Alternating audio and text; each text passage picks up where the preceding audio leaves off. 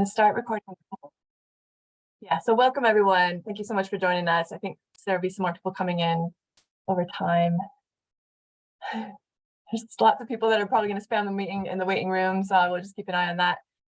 Hopefully no one else I let in does this.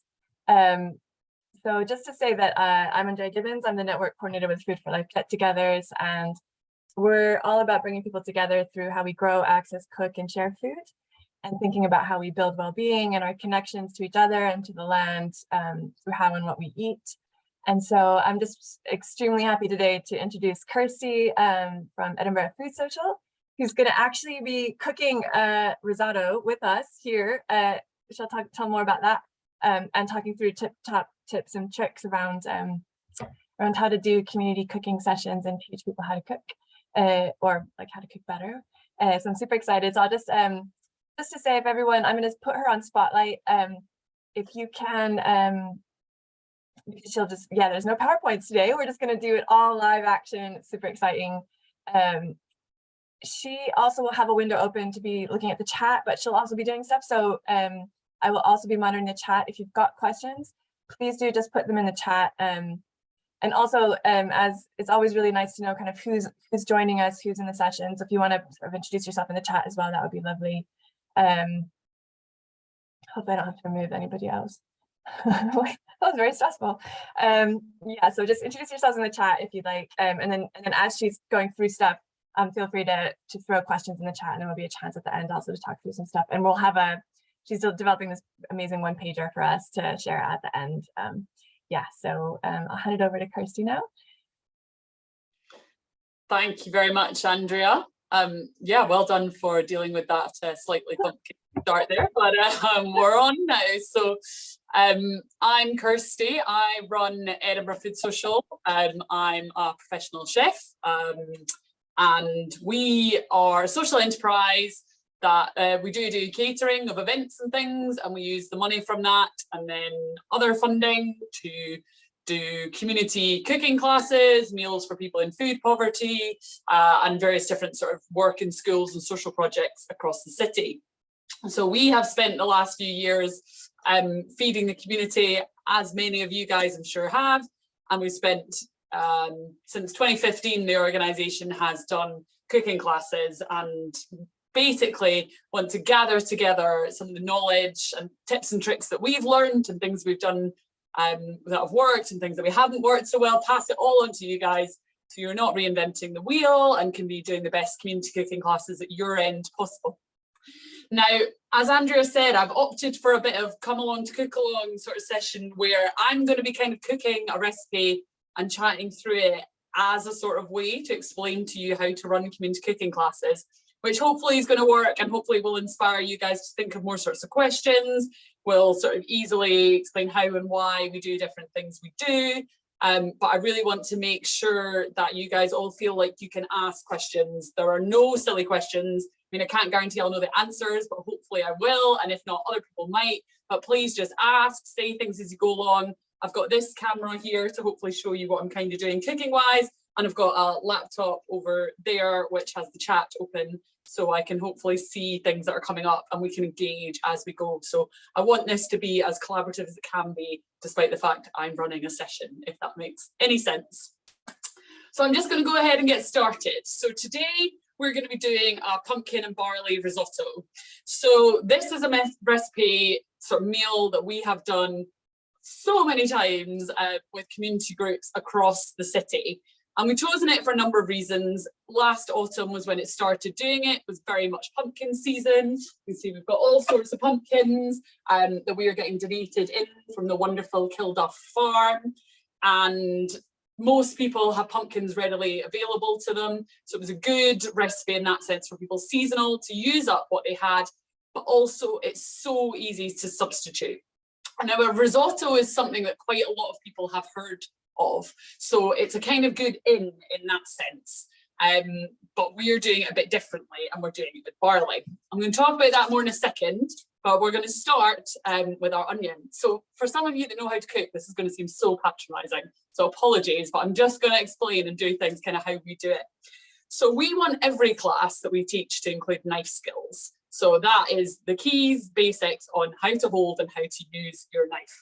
So with an onion, when we believe that everyone, should be given a knife, people have to learn how to cook properly. So we give people a knife and we say, with an onion, you've got two ends to your onion.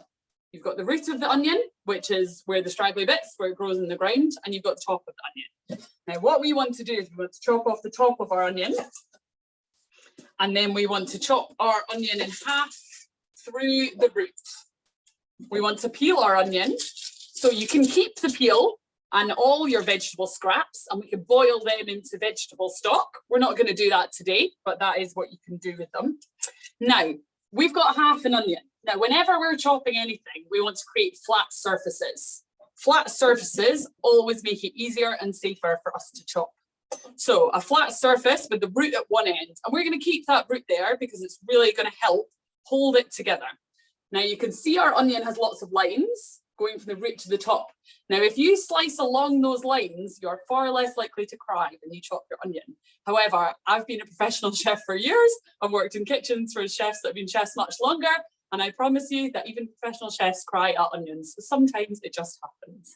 So we're going to take our onion and we're going to slice from the root to the end.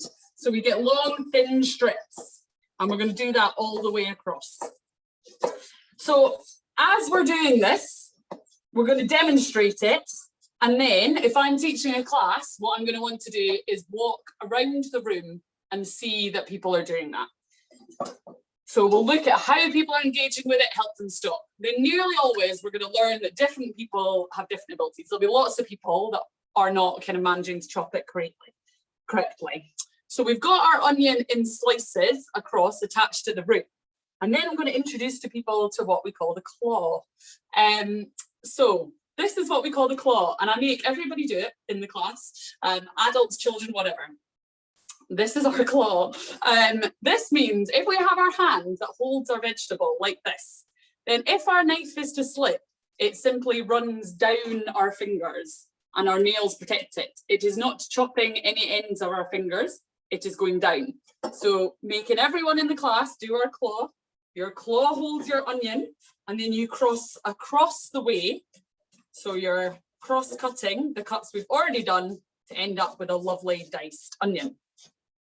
So as I say, this sort of basic chopping is one thing that we want to teach everybody in every class. Really going to help them out going forward. I've learned you can't assume that people know how to do anything. And as I say, from teaching these, there's very few people that actually know how to properly and safely chop their vegetables. So it's something that is worth just spending a little time and wandering around the class to go around and make sure people know what they're doing. So in a saucepan, we're putting some oil. Now, you can use butter. Butter is much more expensive than oil, but butter has a better flavour. If you're going to use butter, then I would recommend you use half oil and half butter, because butter has a much lower burning point than oil. So oil you can allow to get much hotter. So we're going to cook our onions. Now, onions, the longer you cook them, nearly always the tastier they're going to be, right? So as you cook them, they sort of start to caramelize and they become sweet. And when we're doing cooking classes, we always like to talk about the sort of different things that come from it. So I talk about how I want our cooking classes to be exceedingly accessible, but I also want them to be aspirational. So we want to be teaching people a sort of basic recipe, but we also want to be getting them to think about the other things to do with cooking and food and things that happen. So whilst we're just doing the basic onion cooking, going forward, I want to talk about to the people that work, if we're doing onions for weddings or fancy events, quite often we will cook onions for sometimes as long as like 4 hours. So we get them really reduced down so they're really, really delicious. And we just want to tell people kind of little stories, little interesting things that we aren't doing now, but gets them thinking about other uses of it. We're going to chat a bit about, so we've chosen the pumpkin and barley risotto. So your typical risotto is made with rice, obviously. Good thing to ask questions to get people to engage with it. But we're using barley, and we're using barley for a number of reasons. As I say, we want the cooking classes to be accessible as well as sort of aspirational. And accessible includes being accessible in a way of people being able to access the sorts of ingredients that you are using. So you want to be able to look at what is accessible to people around us. Now, we get food through FareShare, as I'm sure quite a lot of your guys in groups do as well. So I can look on the FareShare database as to see what sort of things are going to be available. And last year, when I was looking, trying to come up with what was going to be really good for our sort of session of autumn cooking classes, I could see that they had hundreds and hundreds and hundreds of tins of barley. So a recipe that used barley was therefore a great recipe, because lots of the people coming to these community classes were going to be able to get that ingredient really easily in their community pantry and food banks. And barley is also more sustainable than rice in that it's grown in this country. It's much quicker to cook. So it skips out sort of the classic risotto, involves a long time and patience and stirring. Risotto is much more, barley risotto is much more sort of foolproof and quick, and also has a slightly different, interesting flavour. And yeah, it's really cheap for people to buy, even if we're moving past when they could get it in the food bank or supermarket. So it's just something different for sort of people to think about in that sense. So yeah, always have a look about what shops are in your local area. When I first started teaching at the high school local to our kitchen here in Craigmillar, I was originally buying ingredients in from our suppliers and then going to teach at the school. And I quickly realised that actually what I needed to be doing was buying ingredients, or at least looking and having an understanding much more that were just available in the shops around the school, because actually the selections and supplies that were available there were really quite different to what I was able to get in other areas. So if I wanted these young people to go home and make the meals with their families, which they usually do, then I needed to be able to ensure there was ingredients and things that they could buy and substitutions of things they knew they could swap out to do that with. So that's the other thing that I'd really encourage you to think about. Yeah, what can people have access to, and telling them what they can swap things out of. So a key ingredient in a pumpkin and barley risotto is pumpkin. So here's one that I have roasted earlier. Now, for the classes, that's nearly always something we did. It was an easy thing that saved a big amount of time to pre-roast the pumpkins. But it's very important, at least in our opinion, when teaching these cooking classes, to realise the different facilities people may or may not have at home. And even since we started teaching this recipe last year, energy prices have obviously gone through the roof. So people accessing energy and having the money to pay to turn an oven on is now slightly less likely than it was last year. Some people only have access, you know, to a hob and situations. So what we always want to do is provide alternatives. So whilst I'm saying you can just take a pumpkin, shove it in the oven whole for an hour and a half, like we've done with this, and we end up with a whole roasted pumpkin, that's easiest. We'll also build in, as we go on, what people can do if they don't have an oven and how they can still use a pumpkin to deal with that recipe. But for now, we're going to show you with our whole roasted pumpkin. So yeah, literally just take the whole oven, the whole pumpkin, and bung it in the oven. Very, very easy. And then we take it out and we can peel it. Now the skin is totally edible as long as you've given it a good wash. But for what we're making today, we don't necessarily want all the skin, because it's going to change the texture of our risotto. Inside the pumpkin, we've got lots of seeds and stringy bits in the middle. And you can save the seeds, and if you have an oven, you can roast them off with salt, paprika, chili, any sort of flavourings you like, and some oil for about 20 minutes, and then you'll get some lovely crispy toasty seeds that you can put across the top of your risotto, or you can just save as a delicious snack for another time. But we're going to scoop out the middle and the seeds because we don't need them in our risotto just now. So for lots of people, they will have never eaten a pumpkin. For lots of people, they won't even know that a pumpkin is something you can eat. So we always like to bring to the cooking classes a variety of different types of pumpkins. So all sorts of different ones, you know.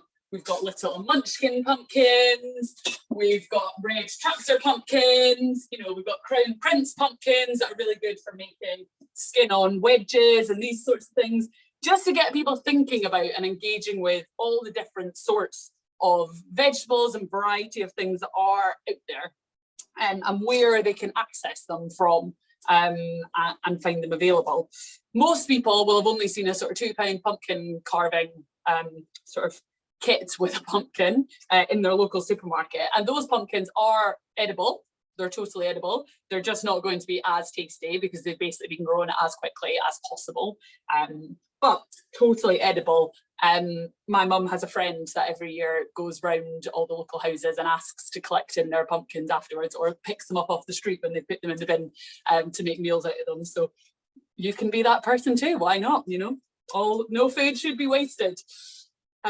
Right, so we've got our onions cooking, and you'll see the onions have started to slightly change colour, so they've gone much more translucent. So that's what we're looking for. I've learned that when you're teaching children or families in situations, you have to make sure when you use words like translucent, you explain what they mean. But yes, I'm sure for all of you, that's totally makes sense. But so we're cooking our onions, yeah, we want to do that. We want them to have gone slightly translucent, and then we're getting to the stage where we can go next. Now we've got a tin of barley, which has already been soaked a little bit in some water, so it cooks quicker.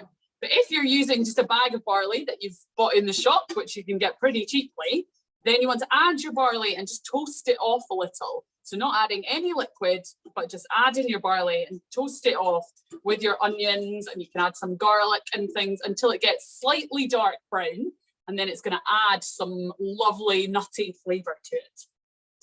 We're going to add in our barley now, and we're going to give it a good stir. And we're just going to leave that to cook for a couple of minutes, and then we're going to add some stock.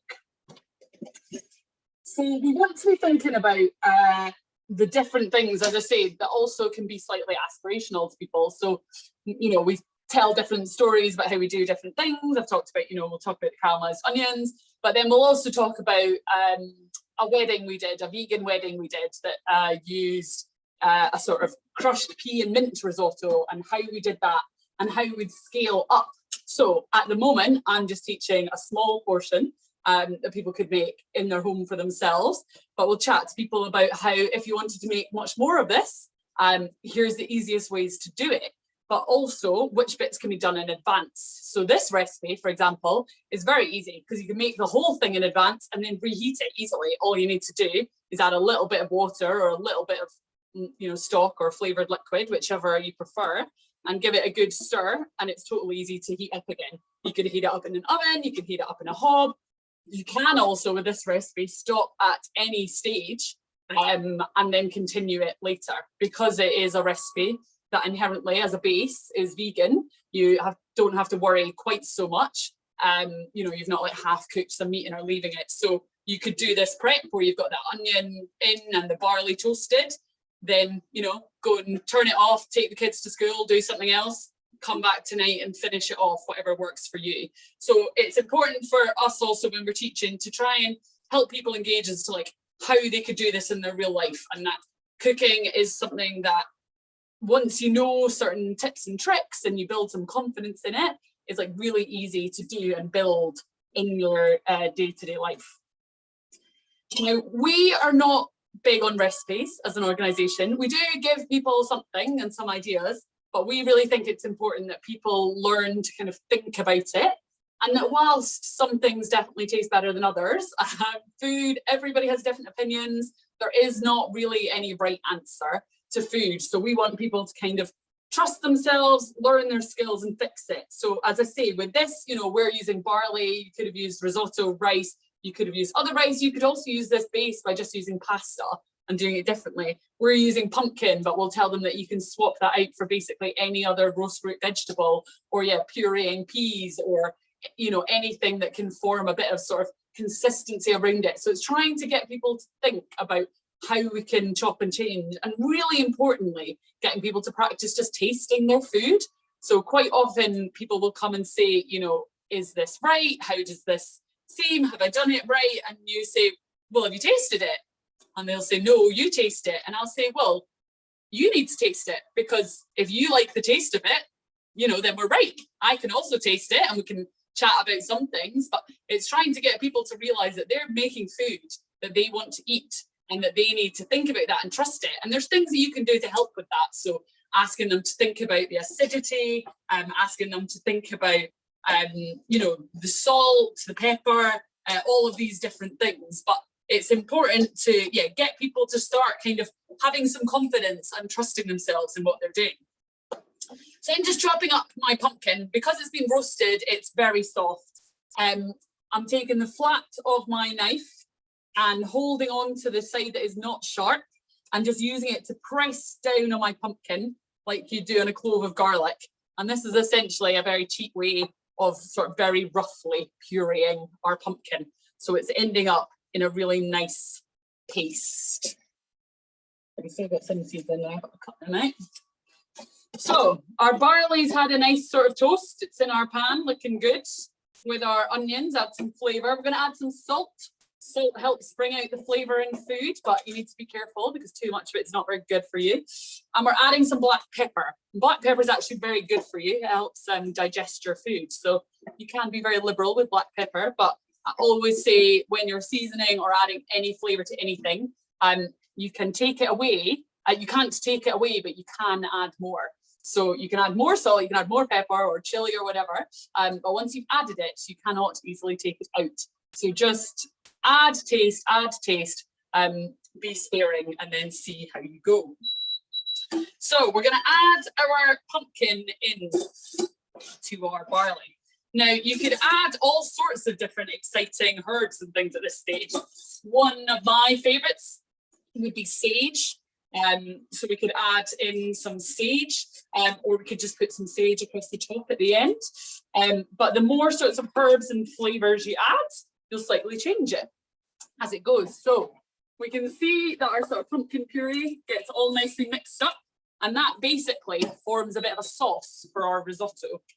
So it's had some skip and some pumpkin, and we'll add just a little more stock to get it to the consistency that we want. Now, people will often ask, how long do we cook the barley for? How long do we cook the pasta for? How long do we cook whichever thing? And there's obviously rough answers. So, you know, we want to cook this sort of 5-10 minutes. But the key is, again, getting people to think about and engage with how they want it to end up. So you want people to sort of feel the barley as it goes along. So, you know, get a grain and if it's still solid, then you don't want to eat it, do you? But if it's getting to the stage where you can make a dent in it, or if it's at the stage where you completely put your thumb through it, you know, then it's probably a little bit too cooked. So it's trying to get people to think about the process rather than just thinking, oh, she told me to cook this for 10 minutes, I've done this for 10 minutes, now I eat it. It's getting them to think about the lessons so that then the next time, no matter what they're cooking, if it's a much bigger quantity or a smaller quantity or something different, they vaguely know what they're looking for. I'm aware I've just been kind of chatting at you guys. I don't think I've seen any questions. Let me just look at the thing. No, but if people have any questions or things that they've learned that have been really useful, please just fire them in, and we can chat about and engage with some of those things as well. There was one question about what you're cooking on. Not in the chat, but just kind of in, to me, what are you using to cook there? Is that like a mini hob? That's a very good question. Yeah. We're like, right, let me help this and show you. So we have a portable induction hob. So that is actually, this is our best friend at Edinburgh Food Social. We have various of these. Basically everything in our kitchen is designed so that we can pick it up and take it to different community centres, schools, whatever we need it to be, to do our cooking classes. So, or our desks in the sort of main kitchen, which I can also show people later if they want to see, are all designed so that they're all movable. But yeah, we use these portable induction hobs, which are pretty light, and I can, you know, put in a crate and take to a community centre. They're really good for teaching with because they cool down much quicker than any other type of hob, essentially. So even if I touch that now and it's been on, granted I do have slight chef hands, but it's not far too hot and they start going off instantly. as soon as you take a pan off. So that's why it's beeping at me. If you take a pan off, it goes off. So it's much safer for children and cooking classes and activities. They only work by the contact that's on them.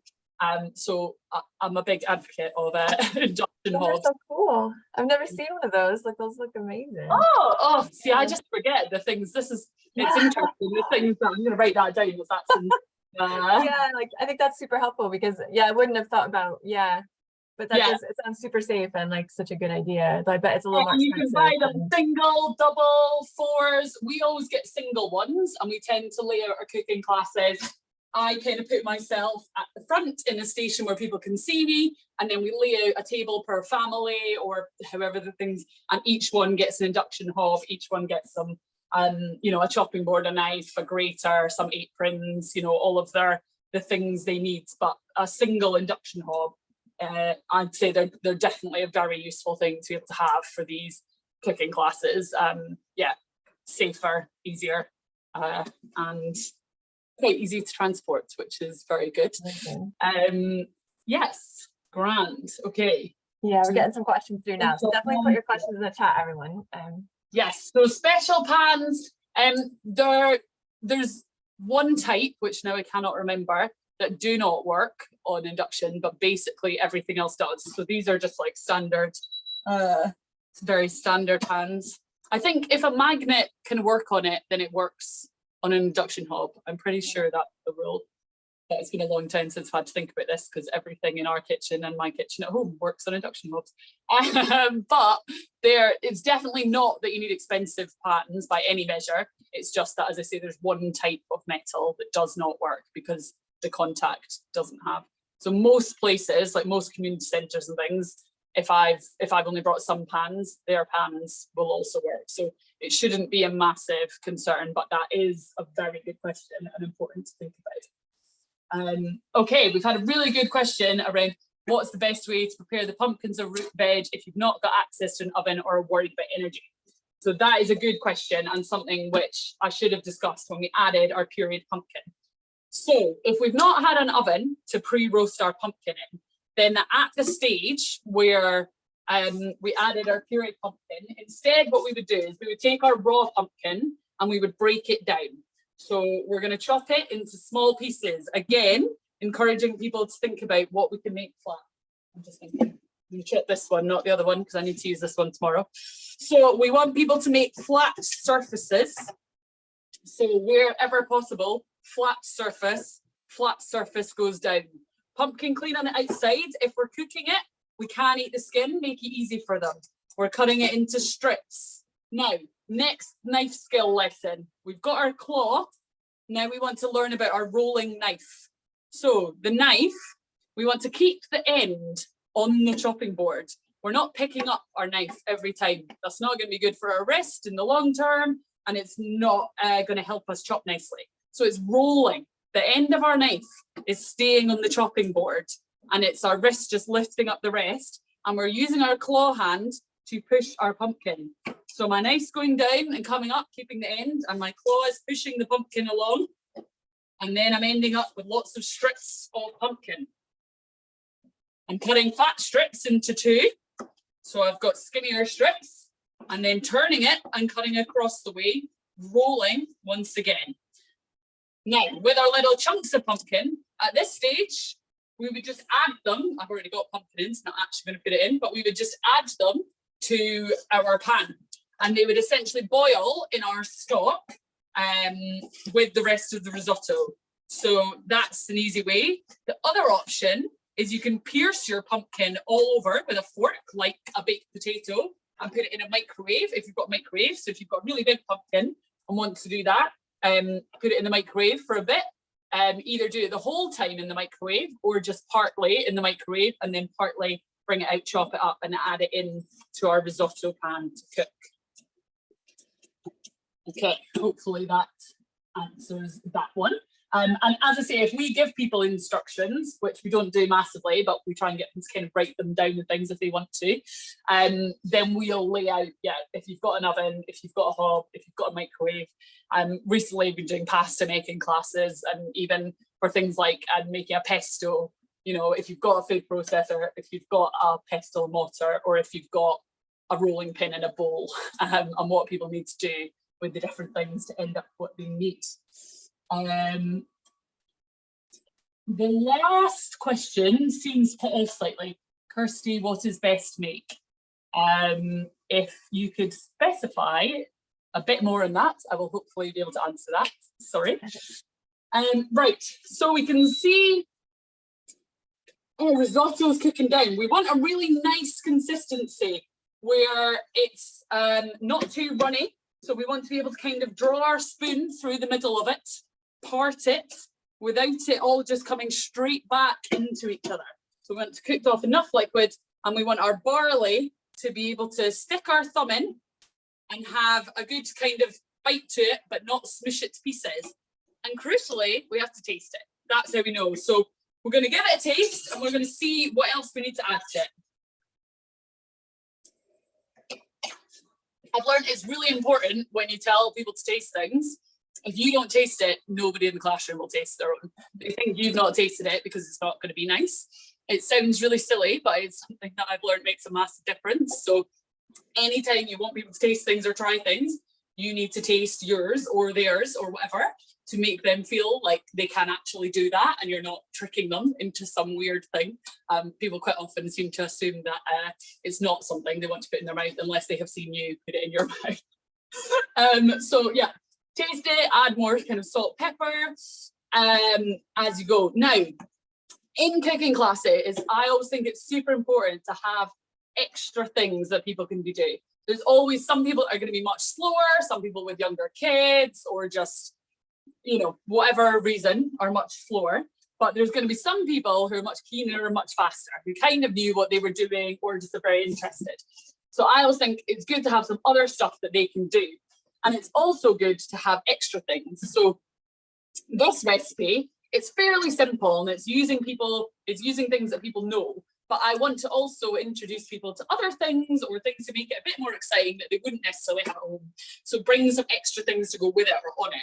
So for example, for this, I've got some chorizo, some blue cheese, and some parsley. Now, these are great because they're all really good additions to our risotto. They're all great things that they can add to the top. If people wanted, they could buy them themselves, but they are a little bit more expensive. So it obviously makes it a nice kind of thing for people to have here.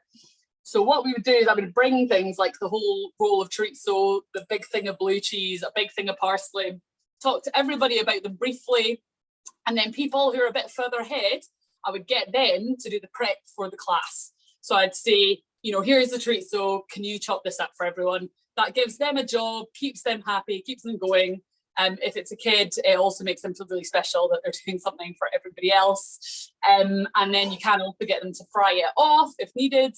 Things like the blue cheese. Now, I'm a big advocate of everybody should try everything. There'll be lots of people that tell you they don't want to eat it, but I think it's really important to try and get people to try different things. A lot of people won't actually have tried it or won't have tried it for years. There's so many blue cheeses that are totally different. This is a Strafton blue, so it's a much sort of creamier blue cheese in a lot of them.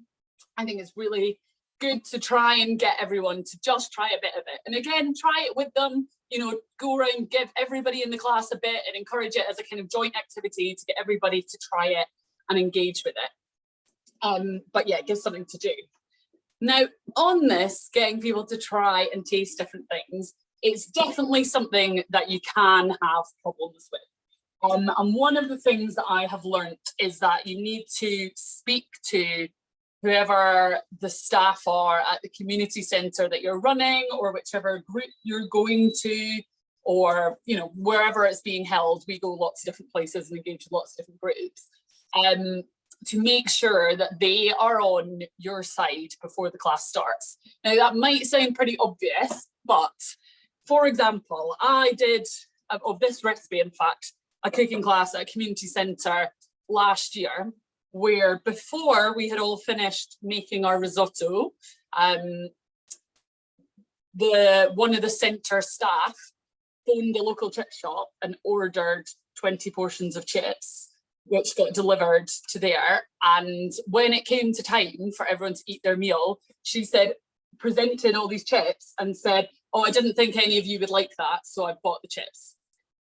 So straight away, the kind of other person of authority, without meaning to in any way, you know, didn't do this to be disrespectful, thought she was just being nice and making sure these people had some food, but basically told all of these people that they would not like this meal, that it had vegetables in it, and most of them didn't eat vegetables, and gave them an out. Whereas until then, all these people had very much been thinking that they were going to eat this, that they were going to try it. You know, I'd built rapport with them for an hour, where it was feeling like this was good, we'd made this thing, now they had to try it. Now, so many of them just had no interest in trying it, and again, felt like they were allowed to not try it. So it really sort of undermined everything that we've been trying to do in the whole class, and it really took me quite a lot of effort to persuade them back in to, like, well, why don't you try it? If you don't like it, you don't like it, but why don't you try the meal? And then the ones who did try it did like it, and it was great, and we went from there. And then some people that had said they wouldn't like it were persuaded by the other people that had tried it to try it, take it home, eat it, etc.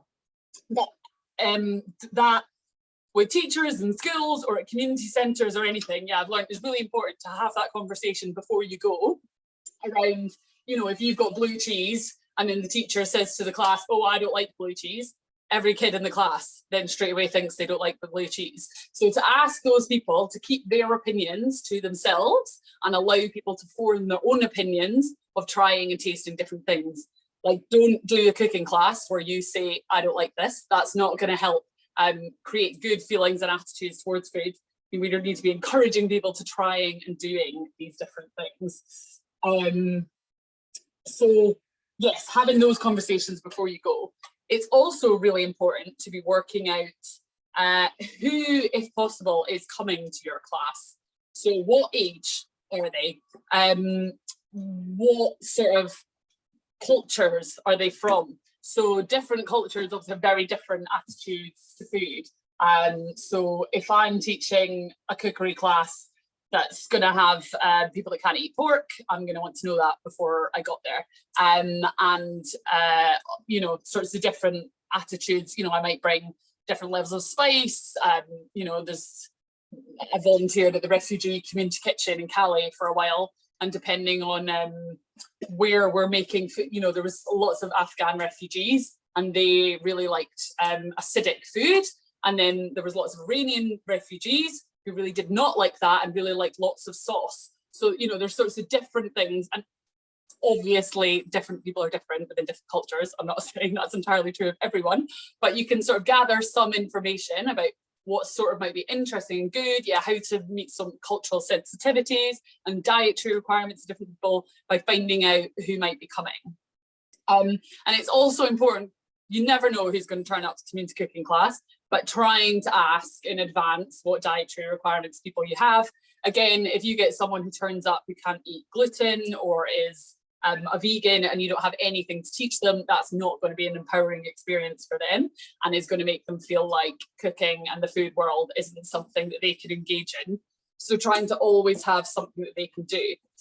This recipe, this pumpkin and barley risotto, is again a really useful one because it's vegan as a base, but so easy to add. You know, we've got chorizo, we've got blue cheese, we've got parsley, and you can add Parmesan cheese, you can add cheddar, you can add all sorts of different things to really enhance it as a meal, but it's also perfectly tasty on its own. So our risotto is pretty much ready. So then we're going to get to the stage, we're going to get everyone to taste it again, and we're going to get people who want to add different things. So yeah, we'll have some Parmesan, we'll have some cheddar, we'll have various things, and we'll get them involved in adding it now, doing what they want, feeling a bit creative. And then we're going to get our plate, and we're going to get people to plate it up. Now, obviously people will kind of plate it how you want. I always think it's quite useful to give people a sort of rough idea, you know, as to, we've just got a risotto, so we've got it in a kind of bowl. We're doing risotto that we're spooning into the middle of our bowl. We're leaving space around the edge of a plate. That nearly always makes food look nicer because you can see what's around it, you know what's happening. We're going to go with some blue cheese that we're crumbling across the top. So crumbling it rather than cutting it, I think, just makes it look a bit kind of nicer. We're going in the middle to kind of draw people's eye there. We've got a sprinkling of our parsley. We're kind of going wider with that. And then I've got a bit of basil oil. So as I say, I always like to bring some things that people can try and are interesting that aren't necessarily what they normally have. Just make it feel a bit more fun and interesting. And then people are going to have their plate of risotto. And that takes us to the final thing that I think is really important about cooking classes, which is then encouraging everyone to sit down and eat together. I think that is such a nice time. You'll get lots of people that won't ask questions during a class as such, but will have been thinking of things or questions about other stuff. You know, I really encourage people to say, any questions you've had about food or cooking things, come sit down and chat. So if we all then sit and eat together, that's a great opportunity for people who weren't so engaged or who are a bit shyer to ask questions at the end, to come and do that, but also people to get to know each other a little bit. I mean, our kind of ideal at Edinburgh Food Social is we teach these cooking classes, but then people go on to cook together and people host their own kind of community meals, you know, so when we step back, it's happening off its own back more and more, and sometimes that'll take longer to cook together than others, but we want to be building a sense of community through this use of food, as well as feeding people and ensuring that they have the skills they need to eat it off. So yeah, getting people to sit and eat together is something that I think can't be sort of underestimated as how important that is as part of the sort of whole cooking experience together. And then we've also always brought some biodegradable tubs that we can give people to take any leftovers or extra things they've made home in. Right, I'm just going to have a look at these. Have I ever recooked a dish to demonstrate what it will look like at the start of the class? I haven't. Well, that's not entirely true. I largely haven't. I haven't done it in community cooking classes. When we're doing our apprenticeship or teaching professional chefs, we do have that a bit more of sort of fancier meals, the sort of, here's one I prepared earlier, here's what we're aiming for. It's an interesting question, I suppose. We haven't really done it because usually I'm a sort of a step ahead of them in this sort of class, so they can always kind of see, so, you know, I've plated mine and done mine, and then they see what's happening. But it could be something that is useful and worth doing. You know, if you were going to make a pie or something, could be really helpful for people to envisage what they were aiming for. It does obviously add quite a length of time. You have to pre-make it.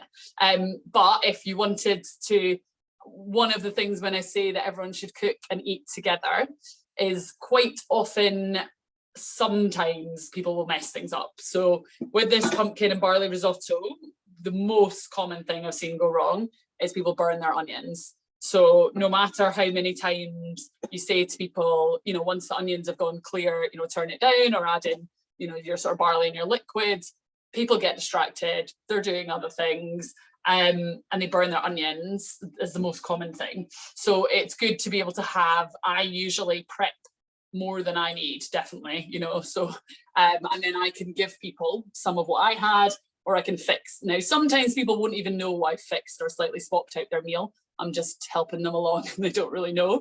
Sometimes people will be very aware that I've thrown out their burnt onions and given them new onions.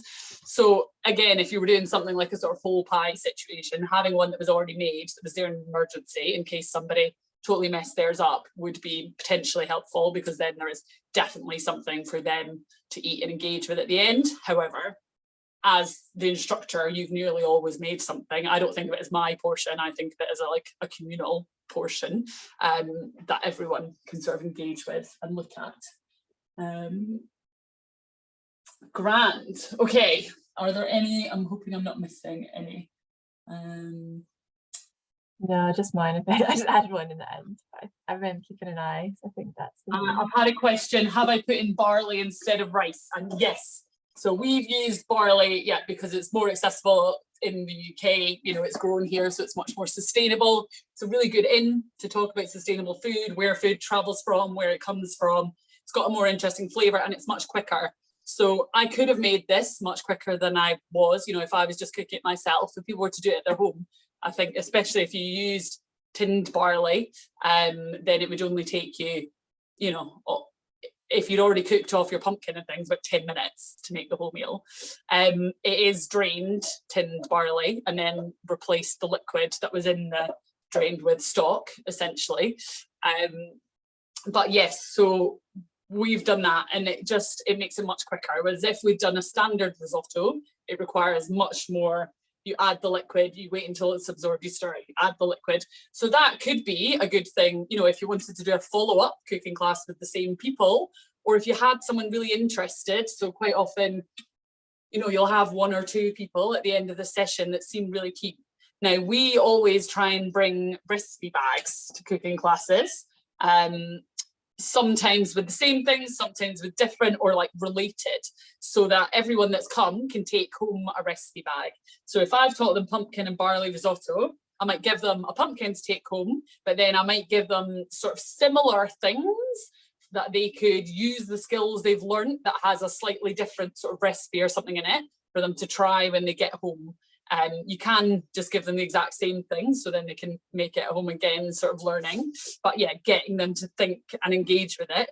And yeah, it could be that, you know, you give them a recipe for like a beetroot and goat's cheese risotto, that, you know, it's roasting beetroot and using that as the sauce in the same kind of way, but gets them to think about doing, you know, the sort of proper risotto, which for someone that was really interested might be a sort of good next step for them. All right, let me see. Had a question, does the taste change much with barley to rice? So barley has what I would say is a sort of much deeper flavour, a much nuttier flavour. In many ways, I mean, someone's going to tell me off for saying this, white rice doesn't necessarily have a massive amount of flavour, whereas barley definitely does have a flavour. So I think it does change the taste in that sense. But I mean, I think it really changes the taste for the better with these sorts of things. So it's got, rather than just, you know, risotto typically has wine. Now that adds a lot of flavour to the dish. You could add wine to this instead of just stock. There's multiple reasons why I don't. One, cost. Two, I don't think it really needs it. But three, quite often when you're cooking in community centres, a lot of the people that we teach, I also explicitly teach in shelters for people with addiction problems. Quite often people have sort of traumatic histories with alcohol. So where possible, try and not ever do recipes unless it's explicitly requested by people. You know, if we're teaching a group of kids from care homes for 4 weeks, you know, and we get them to choose what they make the next week, then, well, not kids, we wouldn't do it with kids, but if in a centre 4 weeks that, you know, they wanted steak and ale pie, then maybe we would. But otherwise, try and avoid alcohol at all costs in recipes. But with the barley, I think it doesn't really need it in the same way that a classic risotto does need that extra flavour from the rice. Where do I get my recipes? That is a good question. There isn't, unfortunately, just an easy answer. It's that kind of classic chef thing of there aren't necessarily recipes as such. I mean, we have loads of cookbooks at Edinburgh Food Social. We have our cookbook library for anyone that comes to our kitchen. It tends to be what we tend to, I mean, me personally, for the recipes we use for our weddings, anything else, for anything that's coming up to our kitchen, some are recipes we take off things. So recipes, a good place to suggest for people in community cooking classes to get recipes is BBC Good Food. That's actually generally quite accessible for people who haven't cooked that much before to be able to cook and do it at home. And unlike so many recipes on the internet, they've been tested. There is a danger of just trying recipes you find on the internet that anyone's just put something up and it doesn't mean it's good at all.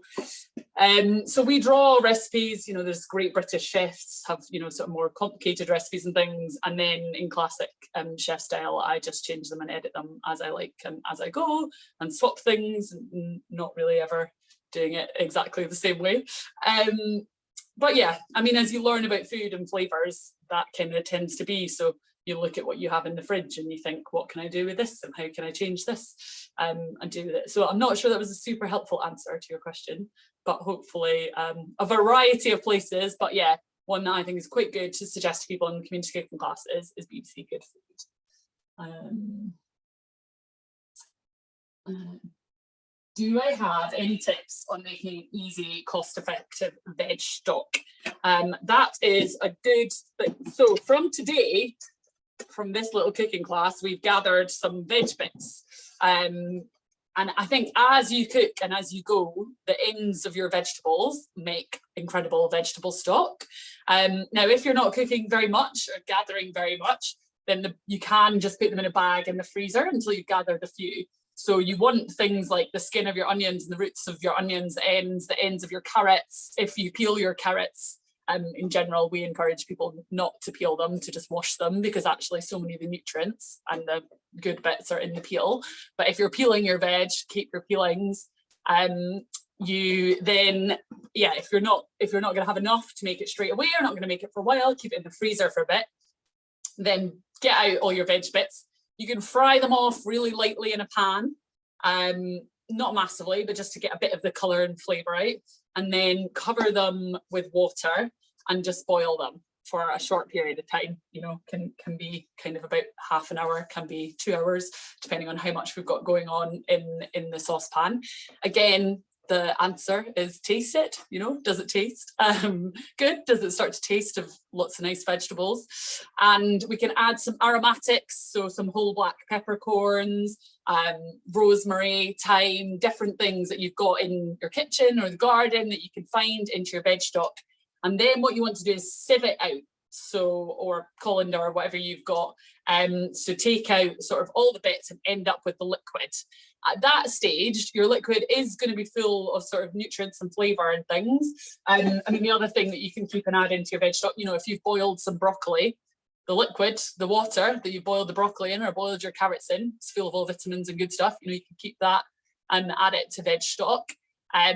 That's going to be good, but not very strong. So the key is after you've sieved it to then reduce it down. And you basically want to reduce it to at least half. And when you've got half the amount of liquid you started with, then you're going to start having some like good, powerful flavoured veg stock that's reduced off a lot of the liquid and concentrated the flavour there. Oh, interesting. Could I suggest a list of starting utensils needed for community cooking classes? I'm going to write this down because that sounds like a good question to go on my one pager that I'm creating. So yes, I'm creating a sort of one pager document. I've got it already, but I thought there'd be questions in this that would be good things to add. So to some extent, it depends what you're teaching as your list of essentials. I think you're always going to want to bring aprons. People will get upset if they get food all over them, and they might tell you they're clean, but they are definitely not clean usually. It's always the people that are confident they won't make a mess that manage to pour something down themselves. So aprons, chopping board, knife, saucepan, spoon and induction hob are a sort of solid place to start. You're going to want some cleaning spray and some sort of blue roll and tea towels, and a whole bunch of cutlery and plates to eat off, but also cutlery for people to do things with. So like, you know, everyone used a spoon to scoop the insides out of their pumpkin in this class. Everybody, you know, there's different things. When it's things like weighing scales and stuff, I don't usually bring ones for every table. I bring ones for about half the amount of tables we have, and then people can share them. It's always worked fine for me before. You know, I think you don't need absolutely everything. And then, as I say, recently we've been doing a sort of pasta making class as well. And with that, I show people how to do it by hand with no equipment, you know, just a rolling pin or a bottle of something, whatever. But I also always bring our pasta maker and give everybody with half of their pasta dough to do it by hand and half with the pasta maker, just so they can try that, and it's fun and exciting. And like, yeah, with the pesto, show them how to do it with a food processor, even if they don't have one at home, just so it's something different and interesting, but also show them how they can do it at home. So I think sometimes bringing other equipment, even if it's not necessarily what's being used in the class, just as something extra to show them. So yesterday I did a pastry class at the shelter for men with addiction problems, and I brought a lattice roller which cuts beautiful patterns into pastry. even though they're not going to have one to do at home, that meant in the class they all ended up with a pie that looked absolutely beautiful and they were absolutely thrilled with it. And one of the main things that we're trying to do in these classes is build people's confidence, allow them to feel like they can do this, because I think so much of cooking, it is easier than people think, but people don't have the confidence to just try. So anything that you can do to make them be like, I made that, or that's exciting, or I can do that, is excellent. Let me see. Would I use a chef's knife or a paring knife with children? So good question. With anyone of high school age, we always use chef's knives, basically.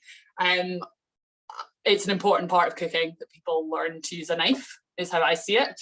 I actually had this conversation with one of the people in the Soil Association's get-together group that we're part of, who was asking me, kind of how this, and I think it's important that people learn to use knives. It's also one of the things that we always teach people is how the sharper the knife, the safer it is, which sounds silly, but a sharper knife will cut straight through something. So like, obviously I do it every day, but like I slice through that pumpkin very easily. With a blunt knife, everything is harder, especially for people that aren't professional cooks, and you're far more likely to slip and then have an accident. So sharp knives are far safer than blunt knives. With children that are sort of below primary 5, we essentially say they don't get a knife. We only ever give the knives to the adults, and we say to them, it's up to them. You know, we think you should kind of chop with your children, and we have paring knives. So for anyone who doesn't know, that's like a shorter knife. A big knife like this is a chef's knife, and a paring knife is a much shorter one. And then it's kind of up to them, but we do encourage them to try. And then for ones that are kind of primary 5 to primary 7, it's again, there needs to be some form of adult supervision. But we probably, it depends exactly, you'll see how they're behaving and what it's looking like. A chef's knife with the adult, again, as a way to learn how to do that. With smaller, more intricate things, a paring knife will be more useful than a chef's knife sometimes, but a chef's knife is basically the one knife that I think everybody is the most likely to have and to use, and needs to sort of know how to understand and feel comfortable with, essentially. Yes. Do I only work in Edinburgh, or would I come out to East Lothian? We certainly can come to East Lothian sometimes. Yeah, if you send me a message about what you're interested in, we can talk. Yes. Oh, sorry, I'm aware I've reached 3 o'clock. I've rambled at you all for so long. I really hope this was useful and interesting. And please feel free to email me or send me any more questions. And as I say, I will pull together this sort of one pager of tips and tricks. And if any of you also, I'm sure you've got so much expertise of things that you've all learned as well. If you've got things that you're like, oh, this was something really useful I learned, you can send it across, and I'm sure we can add it onto this document. I'm very much about, let's not reinvent the wheel and let's help each other. So the more that we can pull together as such and do together, so if you've got top tips, I'm very happy to join the top tip document before it gets sent to everyone. So thank you so much for joining in today and listening to me rabbit on. Hopefully you'll all make some pumpkin and barley risotto someday, but if not, I really hope you have really successful community cooking classes.